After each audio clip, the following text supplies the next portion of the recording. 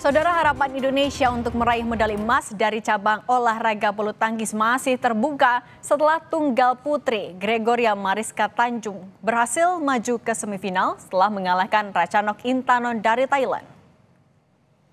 Ini menjadi pertemuan ke-11 antara Gregoria dan Intanon. Gregoria baru menang 2 kali.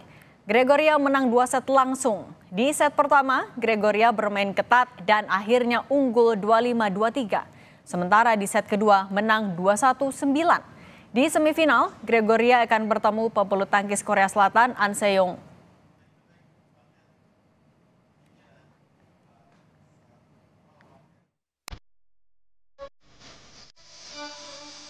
Tradisi perolehan emas Olimpiade dari cabang bulu tangkis dimulai dari Barcelona 1992. Indonesia langsung menyabet 2 medali emas setelah Susi Susanti dan Alan Budi Kusuma melibas habis lawannya dari nomor tunggal putri dan putra. Alan mengalahkan sesama wakil Indonesia Ardi Dewi Ranata, sementara Susi mengalahkan pemain Korea Selatan Bang Soyun. 4 tahun kemudian, ganda putra Resi Mainaki Ricky Subagja meraih emas di Olimpiade Atlanta Amerika Serikat 1996 setelah mengalahkan pasangan dari Malaysia. Setelah itu, Olimpiade 2000 di Sydney, Australia, kembali ganda putra mempersembahkan medali emas.